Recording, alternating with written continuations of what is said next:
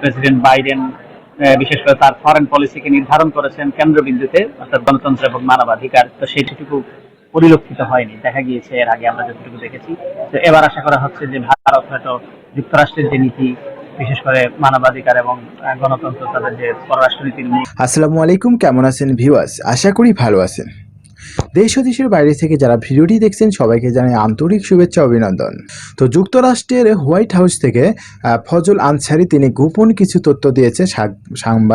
সাংবাদিক ফজল আনসারি তিনি গোপন কিছু তথ্য দিয়েছে মোদি এবং শেখ হাসিনাকে নিয়ে গোপন কিছু কথা এবং গোপন কিছু তথ্য ফাঁস করেছে। আপনাদেরকে সেই ভিডিওটি দেখাবো।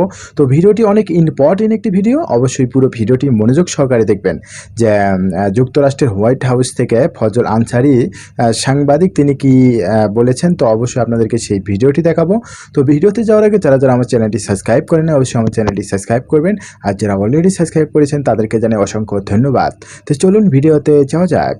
বাইডেন বিশেষ করে তার ফরেন পলিসিকে নির্ধারণ করেছেন কেন্দ্রবিন্দুতে, অর্থাৎ গণতন্ত্র এবং মানবাধিকার। তো সেটি এই অঞ্চলে আপহরণ করার ক্ষেত্রে তাদের ঘনিষ্ঠ মিত্র ভারত কতটুকু ভূমিকা রাখছে সেটি আমার জানবার থাকবে।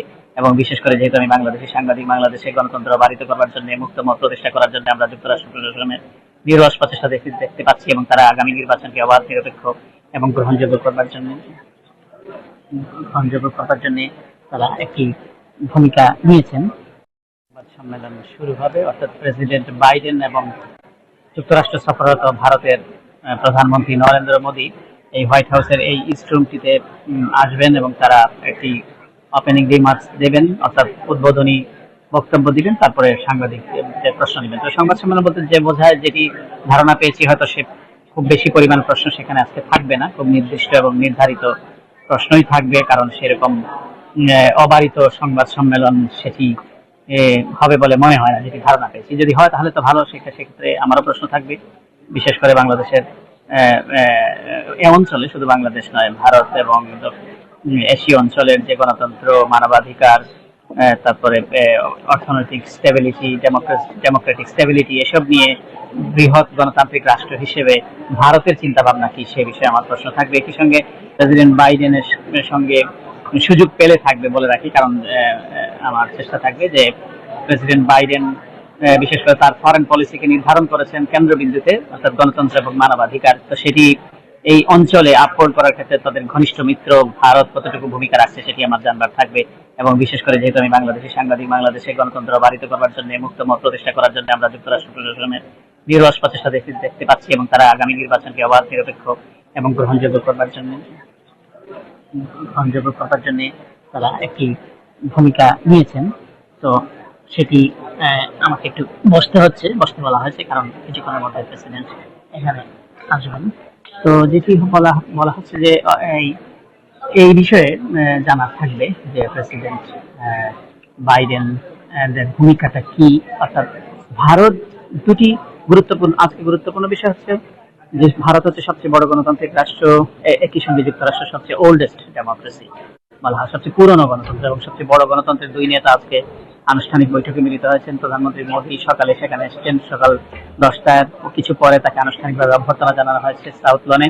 সেখান থেকে তাদের নিয়ে আসা হয়েছে দ্বিপাক্ষিক বৈঠক চলছে, এবং উভয় নেতা, প্রেসিডেন্ট বাইডেন এবং প্রধানমন্ত্রী নরেন্দ্র মোদী, নেতৃত্ব দিচ্ছেন এবং দুই দলের সঙ্গে ক্যাম্পেনিং করছেন। যেমন প্রেসিডেন্ট বাইডেনের সঙ্গে secretary of state Antony Blinken, Lloyd Austin secretary of defence, এবং chief of staff Jake Sullivan নিরাপত্তা উপদেষ্টা রয়েছেন। অপরদিকে ভারতের প্রধানমন্ত্রীকে প্রতিনিধি দল রয়েছেন জয়শঙ্কর, পররাষ্ট্রমন্ত্রী অজিত দোভাল, জাতীয় নিরাপত্তা উপদেষ্টা, যুক্তরাষ্ট্রে নিযুক্ত ভারতের রাষ্ট্রদূত এবং তাদের ডেপুটি চিফ অফ মিশন, এবং প্রায় 11 জনের মতো তাদের প্রতিনিধি দল রয়েছে। সুতরাং এই যৌথ সংবাদ সম্মেলনটি হবে দ্বিপাক্ষিক বৈঠকের পর। দ্বিপাক্ষিক বৈঠকের আউটকাম তারা আনুষ্ঠানিকভাবে জানাবেন, কিছুক্ষণের মধ্যে সেটি অনুষ্ঠিত হবে। এবং এই দ্বিপাক্ষিক বৈঠকের প্রেসিডেন্ট বাইডেন নিশ্চয়ই যুক্তরাষ্ট্রের সঙ্গে ভারতের যে ঘনিষ্ঠ সম্পর্ক, অর্থনৈতিক, বাণিজ্যিক এবং সামরিক খাতে ব্যাপক ঘনিষ্ঠতা রয়েছে, এবং এই অঞ্চলে দক্ষিণ এশিয়ার মধ্যে, যেটা ইন্দো প্যাসিফিক স্ট্র্যাটেজিতে ইন্ডিয়া একটি লিডারশিপ রোল প্লে করছে, বিশেষ করে সেখানে যেখানে চায়নার উপস্থিতিকে ব্যাপকতা কমানোর জন্য ভারতে একটি ঘনিষ্ঠ মিত্র যুক্তরাষ্ট্রের সাথে আমরা সেটা জানি যে পলিটিক্যাল ইস্যুজ।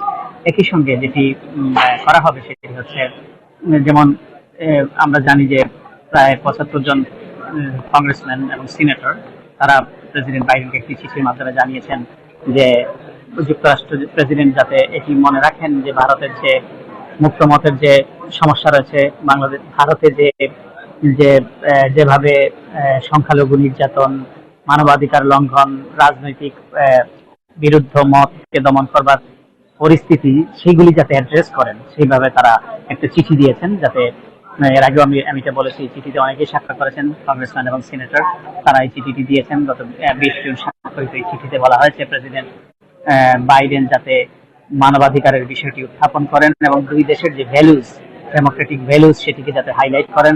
একই সঙ্গে তারা মার্টিন লুথার কিং এবং মহাত্মা গান্ধীর যে যে যে নীতি সহমর্মিতা, যে গণতন্ত্রের প্রতি যে শ্রদ্ধা, মানুষের অধিকারের প্রতি শ্রদ্ধা, সেটি তারা স্মরণ করিয়ে দিয়েছেন। সেটি যাতে ভারতের প্রধানমন্ত্রীকে তিনি জানান। ভারতের প্রধানমন্ত্রী আজকে যখন সকাল 10টায় আসছিলেন, তিনি তার বক্তৃতায় বলছিলেন যিনি একসময় তিনি এই হোয়াইট হাউসের বাইরে থেকে হোয়াইট হাউস তাকে দেখতে হয়েছে, ঘুরে যেতে হয়েছে, ভিতরে আসতে পারেননি। সেই হোয়াইট হাউসে আজকে তিনি রাষ্ট্রীয় অতিথি হিসেবে এসেছেন। এর আগেও তিনি বহুবার এসেছেন, কিন্তু রাষ্ট্রীয় অতিথি তিনি প্রথমবারের মতো এসেছেন।